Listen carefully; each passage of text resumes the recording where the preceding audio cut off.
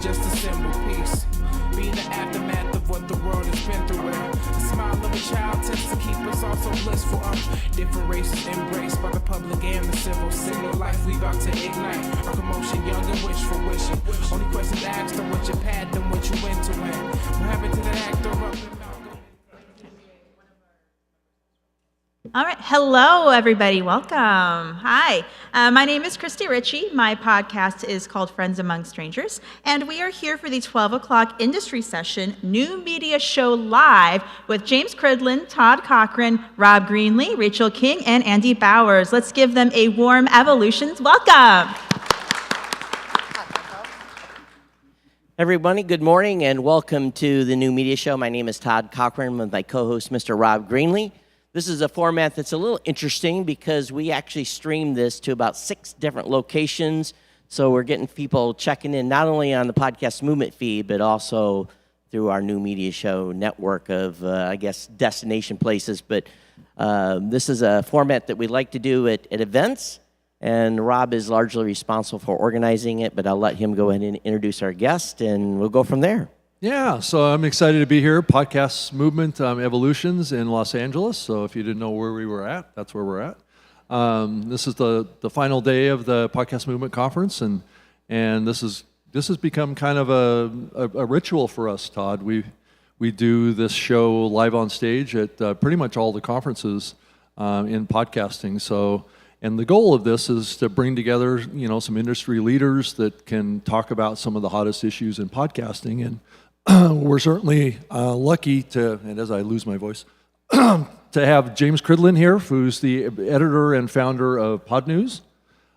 He's really provided a lot of leadership in the podcasting industry around really exposing a lot of aspects of podcasting that have been, I don't think, quite exposed as much as they needed to be in the past. So, and then Rachel King, who's the CEO of podpeople.com. It's a full-featured company that's doing a lot of different things, and we're going to learn about that as well today.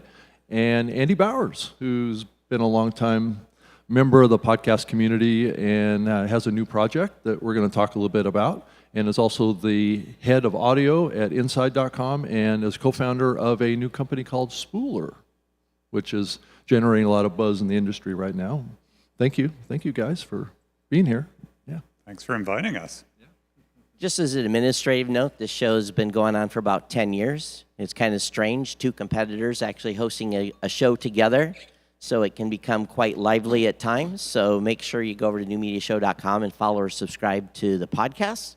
And obviously, we do video as well. So we've been doing video for the show since its inception, and we're approaching 500 episodes. But Rob, you want to kick us off on our extensive agenda here? Normally, we don't do agenda. We don't plan. We just talk.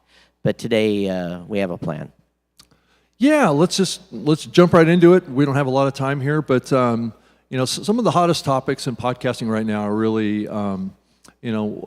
what's going on with the areas of independent podcasting as well as kind of the movement and development of corporate podcasting, which is, I don't even know if that's even the right term to describe it, but it's the professionalization of the medium, and we're going to talk about that a little bit too. But this friction and the feeling that indies are having out there around, not feeling like they're getting as much love as they maybe should. And just wanted to throw it out to the group. There's talk about indies needing some sort of group representation in the medium to make sure that they get, the proper attention that they need. Do any of you or all of you think that this is a real issue, or do you think, and what type of solutions do you kind of think might be possible here? Who wants to go first? James, you want to go first? I can certainly go first. Thank you so much for inviting me back again to take part in the New Media Show, by the way. I really appreciate it.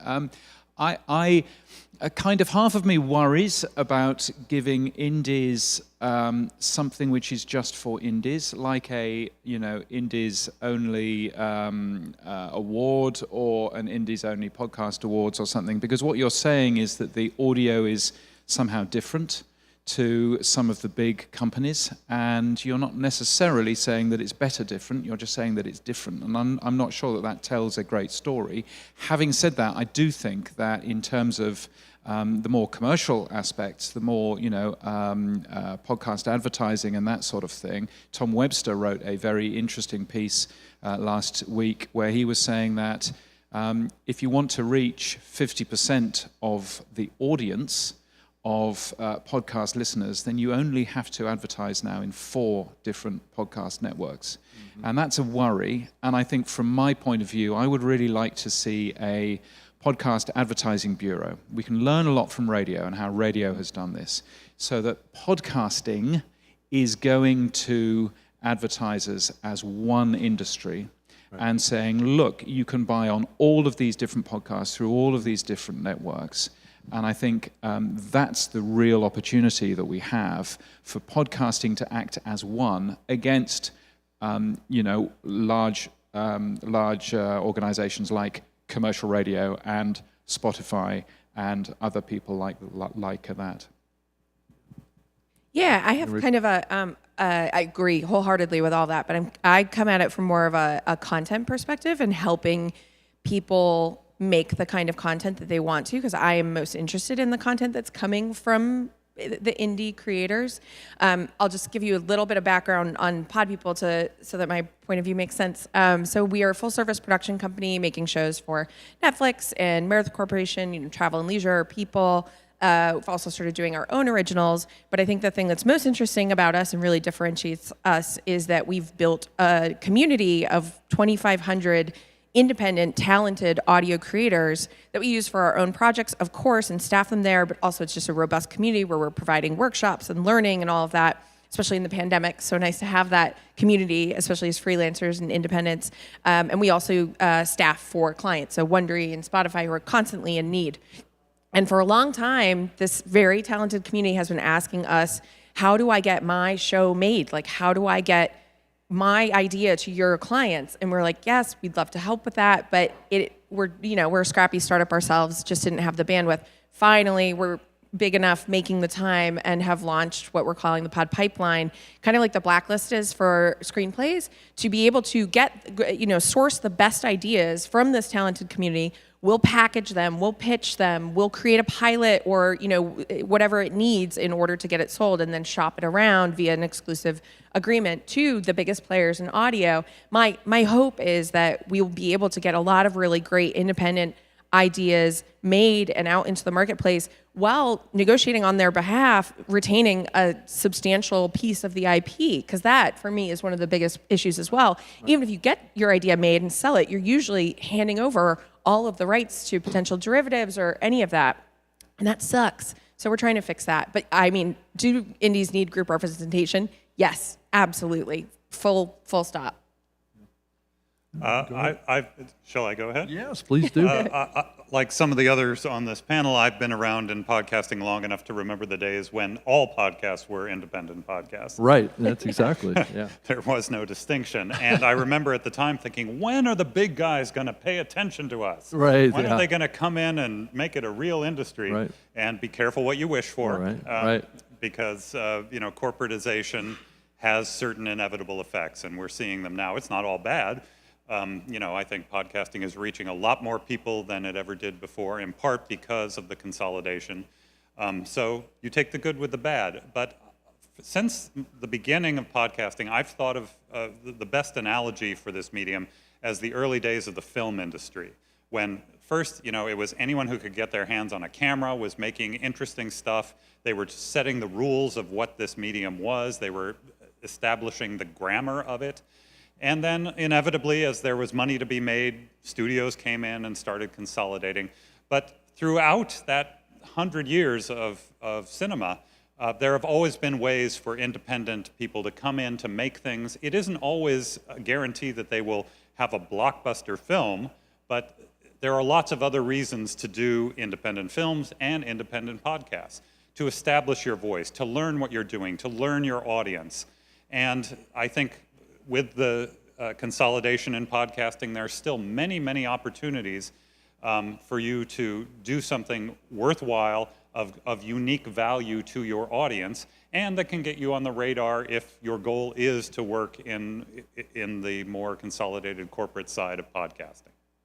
You know, from my perspective, and talking to podcasters every day, a year ago, I would say there was not this sentiment of worry, but I think I've tried to narrow down what that worry really is, and ultimately it's really about podcasters want to grow their show. That's number one by far. I hear that day in and day out.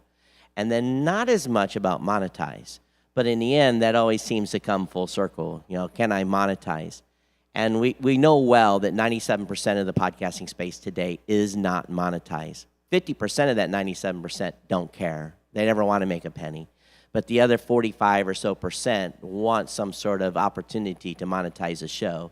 So I think if we find a way to help podcasters grow, number one, keeps them encouraged doing their show. And number two, help them monetize, even if it's take their partner to dinner money, maybe car payment money, maybe someday house payment money, and someday maybe life-changing money. That, I think, is what we need to help reassure independent podcasters that there's going to be a continued place for them. And again, the goal for every show is different. Some people just want to reach one people, and some want to reach a mass. And good, great content always raises to the top. But I think we have to, once again, and this has been what we've been battling for a long, long time, is, you know, in the early days of podcasting, when there was, again, no commercial podcasts, and smaller podcasts, all the money was in smaller podcasts. And when the big show's up, the money rolled up. The money's never rolled back down. So I challenge, if there's any media buyers watching, you're missing out on literally 1 billion impressions a month of independent content creators that is not being monetized. Yeah, it begs the question a little bit. I was thinking about this too, is, you know, group representation.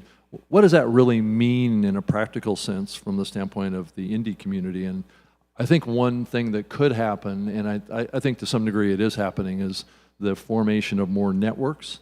And I'm also seeing other kind of groupings that are created, like the She Podcasting group, other ones that are, you know, creating community around this. And really the solution of this may be funneled around community more, and that's and those communities can advocate for indies. But I think it's like Todd said, I think it's very much a marketing question, and basically an influence question and an audience growing question. But I think it is an important question for us to think about, and I've thought for many years that the networks, the podcast networks concept, we would see groupings, you know, more and more happen in the podcasting space, and I think that it's continuing to happen. And then eventually the smaller networks would get gobbled up by the bigger networks, and you know, we would have this massive kind of representation of the indie side. But yeah, I'm not saying this because I think corporate podcasting is bad. I think great content is really the goal here, but it's still something we need to keep talking about and focusing on, I think. And does anybody else have any other comments before we move on? I just feel like if someone out there wants to start the Indie Podcast Network, if it doesn't already exist, like, now's the time. Go for it. Right. That's free. Yeah. You know, Rob and I had, you know, thought we would be radical at one point and say, let's do a strike on a certain platform and bring everyone out and say, we're not coming back until you pay us, but that's not going to work. So, you know, it's... What it's one of platform those- might that Cause be? a revolution of sorts, right? Yeah, yeah. Yeah, what platform would that might be? Start with an S? Yeah, exactly. So let's kind of move on and talk about kind of cutting edge tech and podcasting. I know Todd and I are kind of geeks in the podcasting space, kind of where we started, but I think it's important to talk about this stuff because it may be coming, like the importance of AI, the artificial intelligence movements in the tech side, and how important that might be as you look at transcripts, voice cloning, which is good and bad. There's a lot of issues around deep fakes and people creating content based on written content, and, you know, like platforms like Descript and then dynamic ad insertion. There's a lot of stuff that's going on in the podcasting space that impacts podcasters in a lot of ways. But, you know, I'm going to throw it out to the panel and talk about AI and what they're seeing happen in combination with transcripts and in other areas too, if you're seeing developments in the medium that are important for podcasters. Go ahead. Yeah, I mean, I think the transcripts thing is something which baffles me. I think if we're only at 1.1%, and part of that is that there isn't a standard way that's agreed by the larger podcast platforms for getting transcripts into podcast players. Now, I've seen this morning, if you check out Pod News on Twitter, then you'll see that Chris Messina, friend of the show, has posted a link of the new Spotify interface for podcasting, which includes live transcripts. And it's really exciting to end up seeing. Now, where are those transcripts coming from? I don't know. They're not coming from the podcaster. Is that a good thing? Probably not. So that's one thing to have a think about. I think the other thing, though, is SiriusXM was taken to court at the end of last year because they weren't providing transcripts. Still, here we are in 2022. It's March. We still have no agreement from Apple, from Spotify, from Google Podcasts, at least on iOS phones, that there'll be any live captions, any transcripts, and those are different, by the way, within those apps. And I think that's a great shame. And it really surprises me that the podcast platforms aren't working harder to make podcasts accessible to everybody out there. And why do we have to wait until it becomes a legal case? Why can we not just move forward now? There's a standard already set by the Podcast Index folks, by Podcasting 2.0. It would be great to see a large podcast player take that standard and begin surfacing transcripts within the apps. Yeah, I agree. The accessibility piece is obviously the most important of that, but it's also a missed marketing opportunity. I've seen some really beautiful transcripts that are presented like in script form, and they're gorgeous, but just for the searchability of the content that's in there, you know, you're immediately making your show content much more accessible, easier to find, as well as accessible, which obviously is the most important reason to do it. But as we know, we often need to give people a selfish reason to actually move forward. And so I would just think of it as a marketing opportunity. Yeah, so I think, transcripts are the most important thing of this list. And I think then secondly, using dynamic insertion. I love the fact that you haven't put dynamic advertising insertion, because dynamic audio insertion is really cool. And you are doing some amazing things, aren't you? Right. That's why Andy's here, is to talk about that part of it, right? It's that dynamic insertion doesn't have to be ads. Sure. Thank you for teeing that up. Well, one of my previous jobs was I was a co-founder of Megaphone, now owned by Spotify, which was one of the early partners in developing dynamic ad insertion. And I was just fascinated when we started playing around with this about what it could do not only for ads, but for content. I'm a content guy. And our decision was smart, business-wise, to lead with dynamic ad insertion. But the idea just never left my head that if I could have the ability to take little different pieces of content and put them together in unusual and interesting ways, that we could create kinds of content that had never been heard before. So recently, I teamed up with James Boggs, who many of you may know as the former head of Apple Podcasts, and a few others to start a company called Spooler, which does exactly this. It is focused exclusively on content creators and producers and allows you to take different pieces of content and stitch them together using the same kind of stitching that is used for dynamic ad insertion. But you can create whole shows with this in a variety of different ways. The first show we've created is through my other job at Insider.com, also known as Business Insider, where we're doing a dynamic newscast, where for 6 hours every morning, we are inserting the latest news into a newscast, and anything new that happens, we just slot it in, and within seconds, it's available to the listener. So in some ways, it's faster than, say, a top-of-the-hour radio newscast, where you have to wait until that comes along. It gives us a kind of flexibility that has never really existed in the podcast space before. And one of our goals is to bring news, updated information that is relevant to people's lives into an ecosystem that has been largely devoid of it up until now. it's available on the radio, but many, especially in younger generations, are getting their audio from podcasting.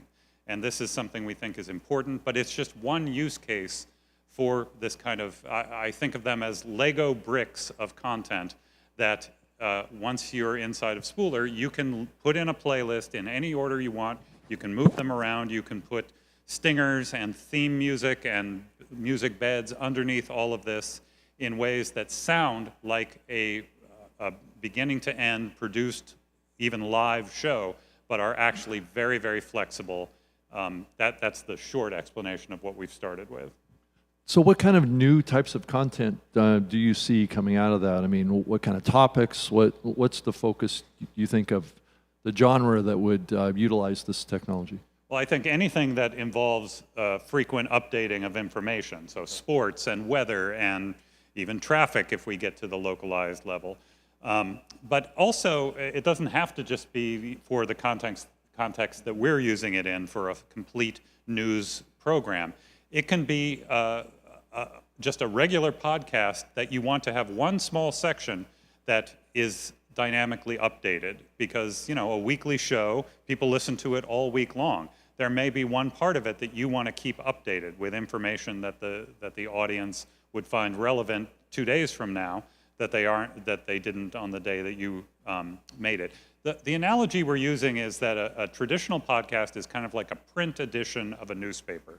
It's made once. Basically, it can't be changed, at least not easily, and it goes out like that and stays like that.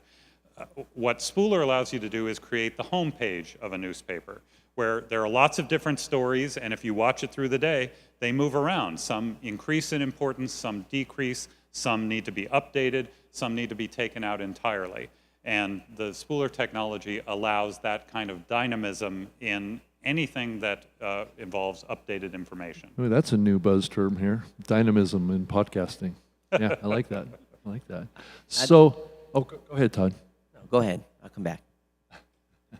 So as you think about the content that's in this, what is your thoughts on how that content is being produced and then added? Are you concerned about volume levels being different between segments?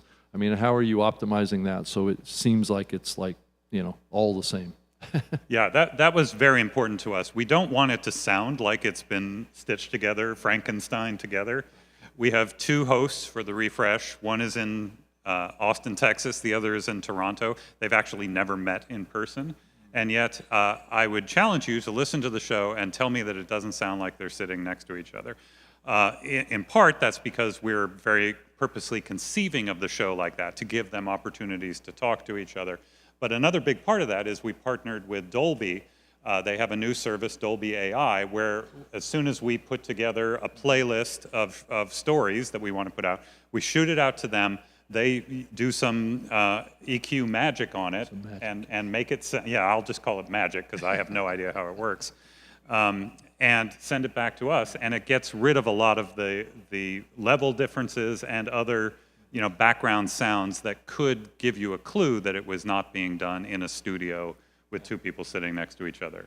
Yeah, it's interesting. The dynamic ad insertion stuff can be demonized a little bit in the podcasting space. I know, you start talking about programmatic but yeah, it depends on how it's deployed, right? And that's a content question, but it's also a technology question too. And I think it's getting to a point where it is pretty seamless. Todd? I'm going to step back just a second and talk a little bit about the transcript piece. It's really insane that we're not further along with that than we are. We've got the Podcast 2.0 spec. It's something the podcast indie community has really stepped up and trying to extend the viability of the space through RSS that is really the lifeblood of podcasting.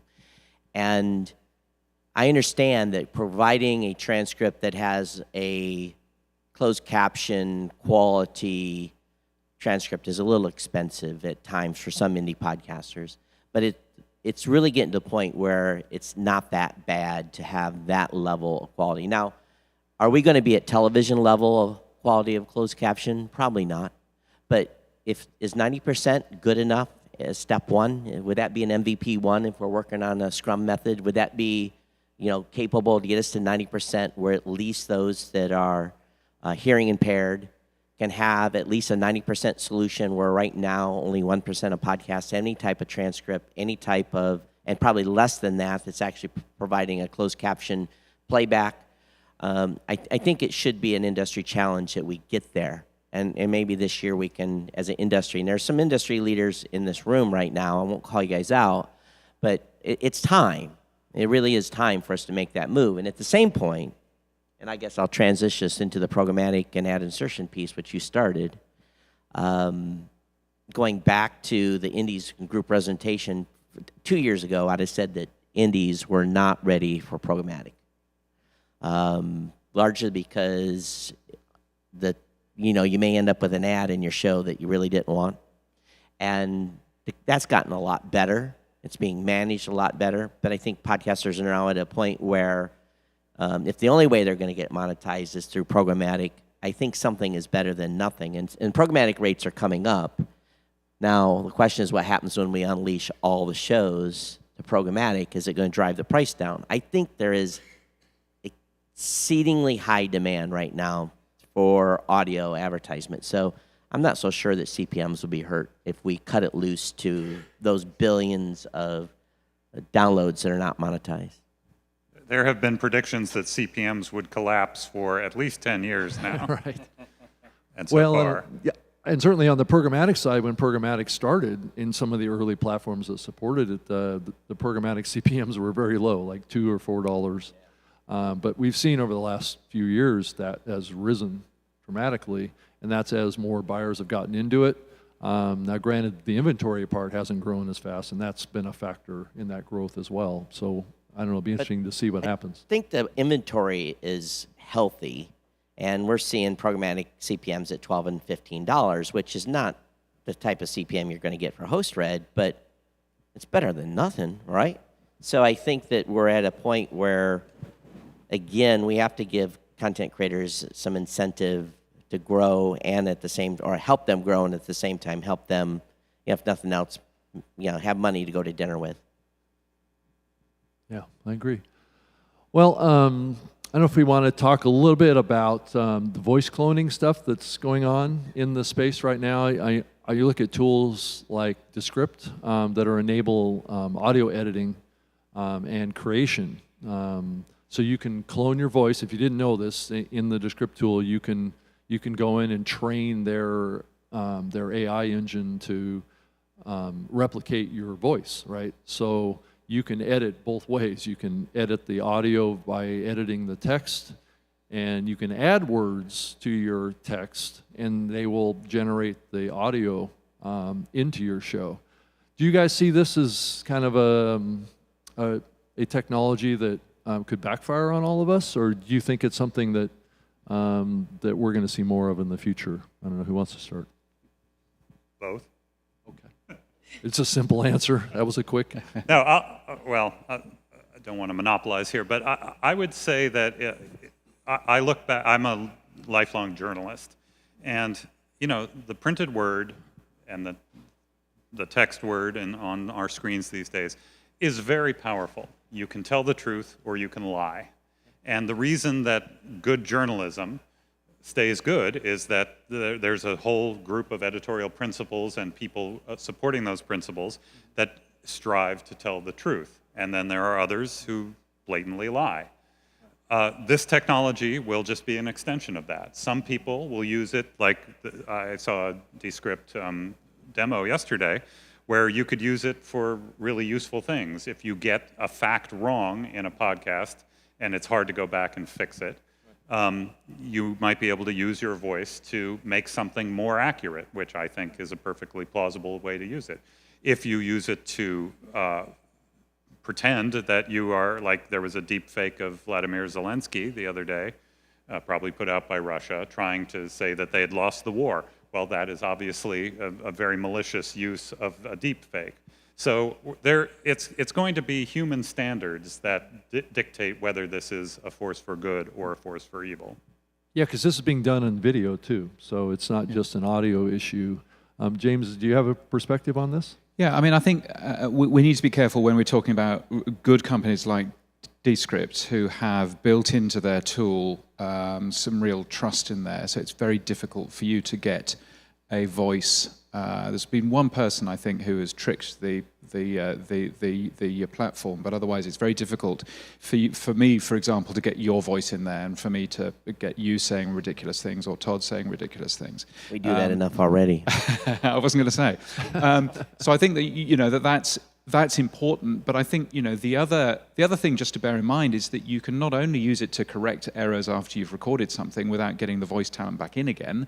The other thing that you can do with it is that you can make podcasts more accessible by, for example, if you listen to the Sounds Profitable podcast with Brian Barletta, there's a version of that which is in Spanish, and Brian is reading Sounds Profitable, the latest article all about ad tech, in Spanish, despite the fact that he does not speak a word of Spanish, because it's the tool that he is using is both doing the translating. It then goes through a little bit of human checking first, and then it gets synthesized into his voice speaking Spanish. And the weird thing is they've done that for my voice as well. It takes about 9 hours of voice, and you have to sign all kinds of legal documents.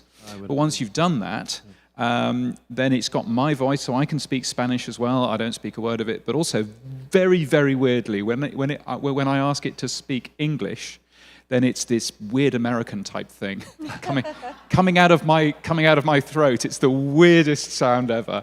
So, but so I think using it for accessibility, using it to perhaps translate instead of getting an interpreter translating something into a different language, actually have the original voice doing that. I think there's a lot of really interesting creative sides. Although, of course, having real people doing this is an important thing as well, Rachel. I was just going to say I hadn't thought of that application. That's incredible. And how's the accent? The accent, well, I mean, apparently to Spanish people, it sounds it sounds It's okay. fine. It's neutral. It still sounds obviously Sure. synthetic, but it sounds fine. It sounds understandable and everything else. It's very weird me saying color and spelling it wrongly. So that very much confuses me. But yeah, I mean, it's a great piece of tech, and I love the idea of using, Descript's overdub to correct, something that you have said. If you've got a number wrong, then being able to do that without hauling somebody back into a studio, that's a really helpful thing. But I think what you started to say at the beginning is Descript is a wonderful company with a moral compass.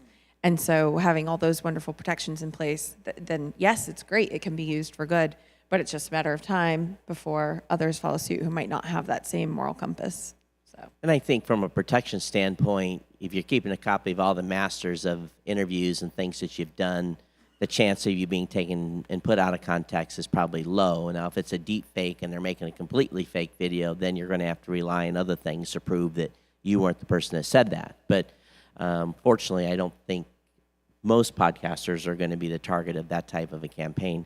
I do want to move us to ad loads. We're talking about indies not having any ads, but some of the shows out there now are, I've listened to one show recently, had a 7 ad load in a 45-minute show, and I'm like, holy cow. I know the ad limit on my audience, and it's nowhere near 7. It's actually 2. So I'd like to raise a hands of those in the audience. Are some of you getting annoyed at the ad load on some shows? See, we're seeing a few hands. What's the highest ad load someone's heard? Just shout a number. 12. That's incredible. That's getting close to radio again. That's So do we have a problem with ad load? Is it, as the media buyer said, oh, well, here's this great content, I want more, and because they're not rolling the money down, they're just going to stuff more in what's existing. And conversely, if ad loads keep going up, is that then going to be beneficial for subscriptions? Yeah, I was just thinking the same thing. Right? Because it reached a point where I'm like, how many dollars do I have to give you to make it stop? Yeah, I think there's certainly something of that. I think we should learn from radio, and I listened to Pierre Bouvard, who was on the Sounds Profitable podcast. Gosh, too many plugs for Sounds Profitable. I must plug Pod News a little bit more. But I was listening to Pierre Bouvard, and Pierre was saying, look at commercial radio. Look at how successful commercial radio is, and that has 12 minutes of ads an hour. So podcasting is woefully under-monetized, and you guys should be putting far more podcasts in, far more advertising in there. And I was there thinking, no, maybe commercial radio is way over-commercialized, and maybe you should take some of the ads out of there. So I think we should be careful there. But I think on the other side, we just need to be careful in terms of keeping the CPM rates up.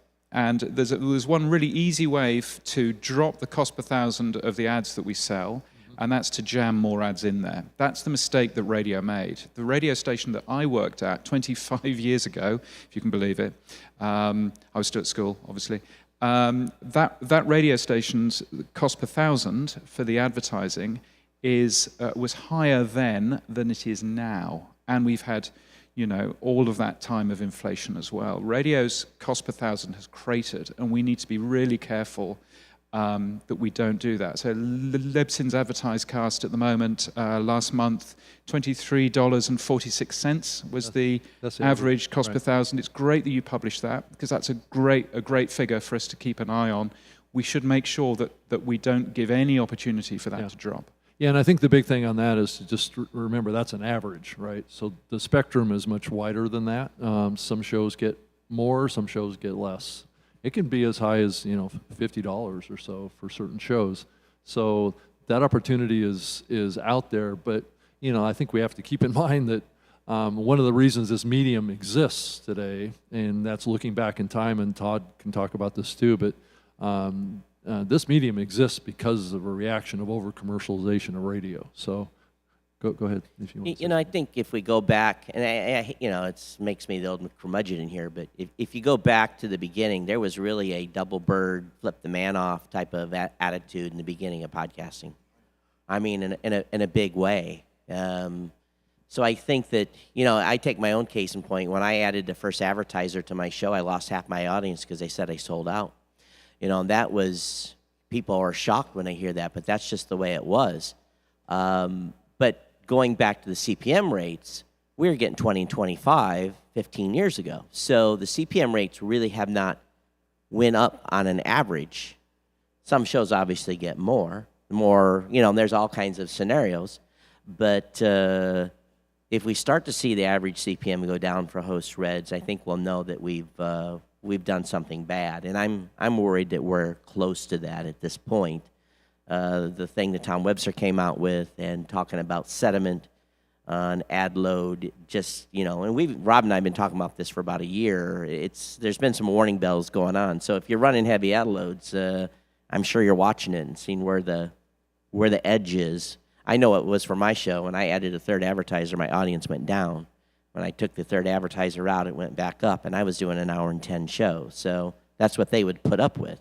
So I think it depends on the show.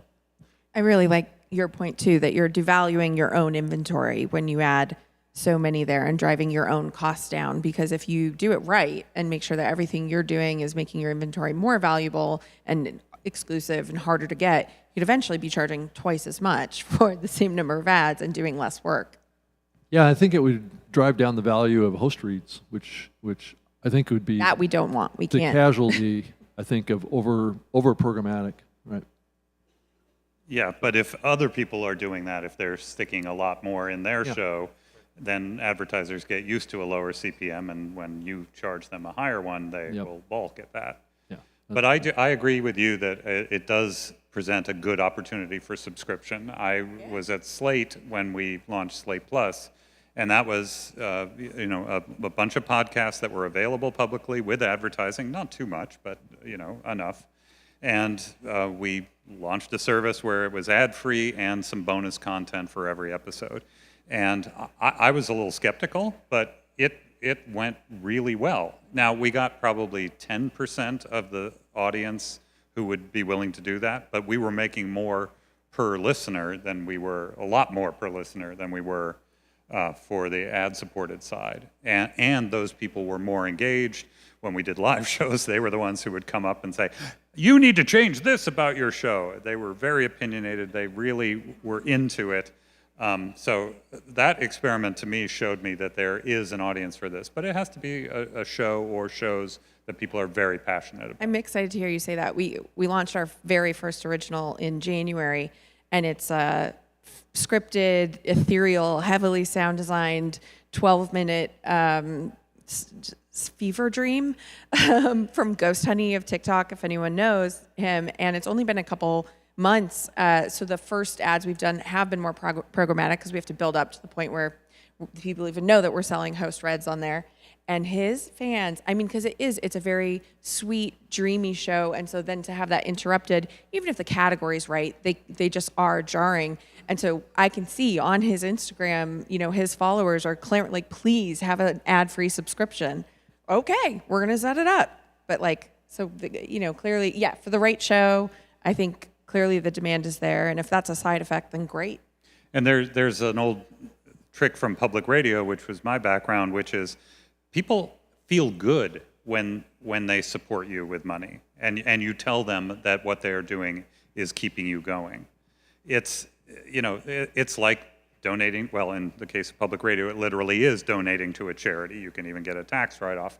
But the idea that what you're doing is helping people and shows you like is very powerful. So I would say if you're doing a subscription show, make it clear to people how important that is. Yeah, and I think also, this is a good time to remind you, if you're listening to this podcast on a new podcast app, hit that boost button and support Rob and Todd, because that's another way of showing the value from your particular show that you listen to as well. And I think what I'm excited about is that the future for monetizing podcasting isn't just ads. It isn't just people screaming at you about, meal delivery kits or mattresses. It could also be ad support. It could also be things like Patreon. It could also be things like boostergrams and crypto and all of that kind of stuff. It can be a wide range of things, and that's what's exciting about where we're moving to. It's not just one thing or the other. Our chat room online, Rick, longtime podcaster, he says, I skip through ads on podcasts when possible anyway. I think many listeners do. And then he goes on to say YouTube is already going over the edge with their oversaturation insertion of advertising in a video. So, that's a podcaster's perspective where you don't have too many listeners because this is a podcast show about podcasts. So it'll be curious when you guys go out there and you start talking to your audiences, ask them the feedback on your ad load if you're running ads. What do you think? Am I killing you, or are you skipping? Are you listening? And I think that'll give you a good indication of where your show is and how, well, if you see your subscriber numbers go down, we know too. Yeah, and to kind of wrap this topic up a little bit too, the last important question is, do we need, as an industry, need to establish some sort of a standards limit on ad loads? Just so that would be very difficult to implement, but in concept, right, that we set some sort of limit of, 7 minutes per hour or something like that maximum is kind of like a rule of thumb for people to think about. But I think with the advent and the growth of programmatic type of advertising insertion, that there's going to be a temptation to overload. I saw it in my early work with programmatic when I was working at Spreaker, where people would combine host reads with multiple insertion points with programmatic, and they could get up to 8-10 ad spots very quickly. It depends on the length of the show too, but I think that's the real danger here. It's an opportunity to spread advertising across larger numbers of shows, because the industry is really heavy weighted towards the top 1 or 2% of big shows getting most of the ad revenue now. But we definitely, Todd is in favor of this. He was selling advertising in the early days across 200 or 300 shows on a buy. So I don't know, Todd, do you want to talk about how you see that playing out? I've waited for the money to come back to the indies for 15 years.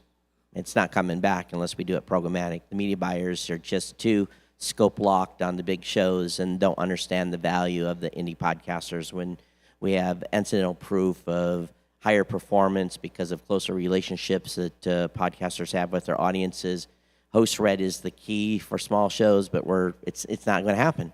I've just kind of resigned myself to that fact. So now I'm on the programmatic bandwagon, and we got to get money into podcasters' pockets one way or the other if they want it.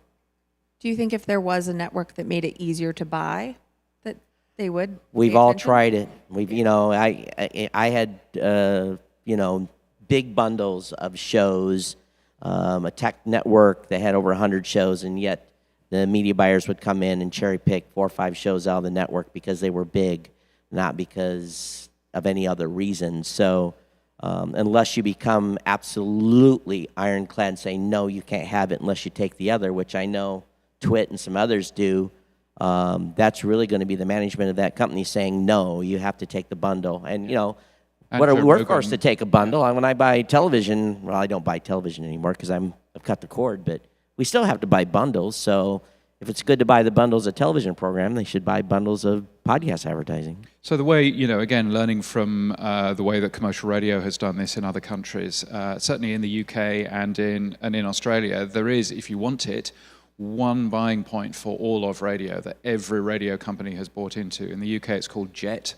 And it's an electronic trading thing where you can get all of the stats, you can get all of the analytics, you can buy through that one place, and that apportions everything out just to make it really easy for the advertisers. And at the end of the day, I think it's both telling our story as podcast network, as podcasters, rather than just as SXM Media or as iHeart, telling our story as podcasting, and allowing advertisers to buy podcasting as a whole, I think would be really important. Hence, coming back to that Podcast Advertising Bureau idea of, the Podcast Academy should be advocating podcasting and does a great job of advocating podcasting. The Ambies was a fantastic event, on Tuesday night. I don't think it's the Podcast Academy's job to go out and sell podcast advertising. But I think there is certainly a case for a group of people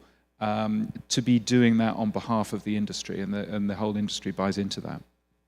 James, are those exchanges for host-read ads as well, or only for programmatic? So the exchange is for commercial radio in the UK. They are there isn't such a thing as host-read ads in the UK. Actually, until very recently, they were illegal. Hooray, government! So, and funnily enough, you were saying earlier, about a standard limit. It used to be when I started working in radio, 1989. It used to be that you weren't allowed to take more than 9 minutes of ads an hour. And there are still ad limits for TV in the UK. So I think that's certainly one way of looking at it. But I think there is the other side, which is that audiences will know. Audiences will desert those or work a way around getting rid of the ads. Yeah. Fast forward 30 seconds, fast forward 30 seconds, fast forward 30 seconds, fast forward 30 seconds. Until Spotify stop you from fast forwarding 30 seconds, which I understand that they're actually doing right now. Well, then you don't listen on Spotify. Indeed. Simple answer, right? Yeah. So let's kind of move on a bit. I think we dove pretty well into that.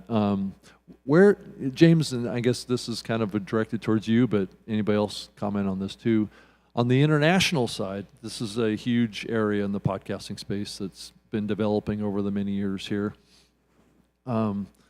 Where's the growth that you're seeing most right now, James, in podcasting outside of the U.S.? I mean, there's a tremendous growth of podcasting in other countries. I think English was new podcasts in English were the 15th most popular language in terms of new shows. Hindi is doing tremendously well. Indonesian, Portuguese, Spanish, and so on. All of those doing, and Mandarin as well. So there's a tremendous growth outside of North America, outside of English spoken. But as you've hinted at in the slide that we can see here, it's not all Apple Podcasts. It's not actually all Spotify. It's a lot of local apps. The number one podcast app in Spain is iVoox, depending on how you pronounce it. And that is that has a ton of really good Spanish content in there. Similarly, when you have a look into the Arabic countries, Angami is very strong, JioSaavn and Ghana very strong in India, and so on and so forth. Tip, by the way, if you do a podcast about entrepreneurism, business and stuff like that, make sure that you're in JioSaavn, make sure that you're in Ghana. Tremendous audience in India, which is the second largest English-speaking country in the world. So all of that is absolutely fascinating. And in terms of advertising, I was talking to Ron Baetiong, who runs the podcast network Asia, and he runs that out of the Philippines. And he has been doing really good stuff with affiliate deals, actually using host-read ads for affiliate deals where you can promote things on websites to go and buy, and that's his network plan. So he has done very well out of that. So again, different monetization strategies as well in these different countries too. And for the record, affiliate stuff has not worked well here in the United States when it's a pure affiliate play. Yeah, and I've been getting the impression that as the international market grows to some degree, I think there's kind of a disconnect to some extent around host read advertising in those markets. I don't, James, if you can comment on this too, but are we going to see programmatic be kind of the primary entry point for advertising outside of the U.S. as we look to the future? Yeah, that's an interesting question. I think there is a disconnect. I mean, certainly when you're looking at countries where the podcast industry is less established, then you see that there's an awful lot of reheated radio shows in the charts, rather than what the French call native podcasts, which is a podcast made as a podcast, not as just reheated radio. And clearly, if you're coming at this from a radio background, then you're used to having ad spots. You're used to having a commercial stop set of two or three ads in a go.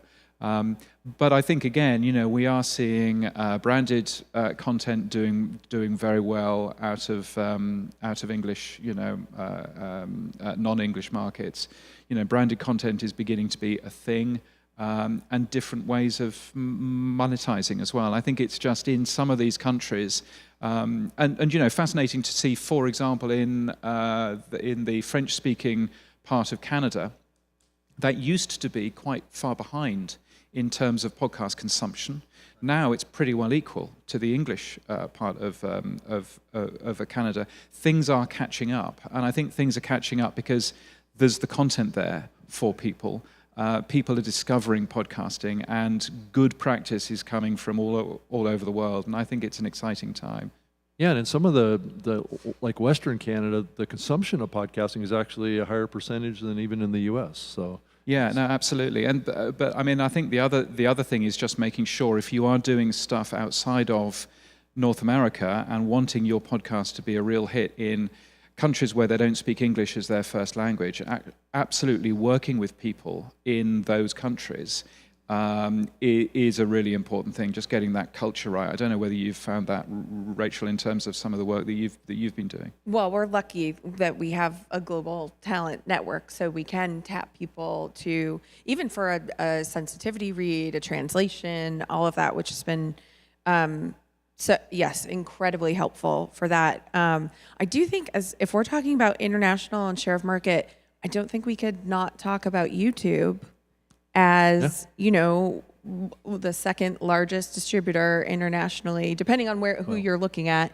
That's globally. Global, yeah. And, they certainly are generally programmatic ads, so that could, now that they're saying they're finally paying attention to what a large platform they are for podcasters and making it better for podcasters and investing in that, that's very interesting to me. Well, you said that YouTube word, and that's going to trigger us. Oh, Well, no. It's actually not, and I'm breaking a rule. I'm not telling the audience we've got a 5-minute mark here before the end. Don't tune out live, or those of you listening later. I did want to give, I know we've got one more question on the board here, and then I want to give enough time for everyone to go through and basically plug themselves. But I do want to ask about the, looks like pro podcasting is like rocking. Looks like lots of jobs. Are you hiring, Andy, or everyone is like seems to be moving right now? Well, yes, we're at Spooler. We're hiring developers. At Insider, we are probably going to be hiring producers soon. But when I went into radio in the 80s, my father looked at me and said, "Are you crazy? Why are you going into a dying medium?" And I, for years, probably advised people not to get into it, that there weren't that many opportunities.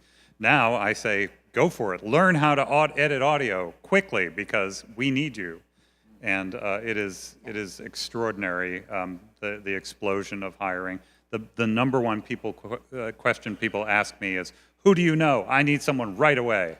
Yeah, the staffing arm of Pod People is exploding. But on the same token, we get requests a lot of times and for very senior people, and there are only so many senior people, because it's literally how long have you been doing it, how many hours have you put in. And so a lot of what we're doing on the community side is creating curriculum to literally level someone up to be a senior story editor, or teach them what they need to know about narrative or sound design or anything. So like that's our big focus for the year, is that education piece, so that we can grow the talent force, because we are in such a talent drought, which is awesome for people who are wanting to get into this. And just this week, I got a contact from my longtime sponsor, GoDaddy, and they said, hey, do you know someone that's a senior business development person in podcasting? So they're going to have a job posting soon. I told them to go over to your site and post the link. So maybe you'll see that job posting over there. Well, we've got a few minutes left. Why doesn't everyone, again, go ahead and plug your sites, how to contact you, all that good stuff. Andy. Go ahead, Ed. Yes, so I would encourage you to give a listen to our show, The Refresh from Insider, available on all the major podcast apps and on the site. But if you're interested in Spooler and our content stitching offering, you can reach me at andy@spooler.fm. So podpeople.com, pretty easy to remember. You can see all of our work there and the different services that I mentioned in our originals, which again just came out, so I'm very excited about them. In my spare time, I write fiction comedy podcasts, and Bone Mary Berry is our most recent. It's a raunchy, very much R-rated reverse whodunit with Sarah Hyland and Harvey Guillen and Trixie Mattel and a bunch of other super talented folks. So if you are into the fiction, or if you think you don't like audio fiction, try it. And podnews.net is where I write every single day about the podcast industry. I've realized that coming to a podcast conference and writing a daily newsletter is not necessarily compatible. I'm going to have to fix that for next time.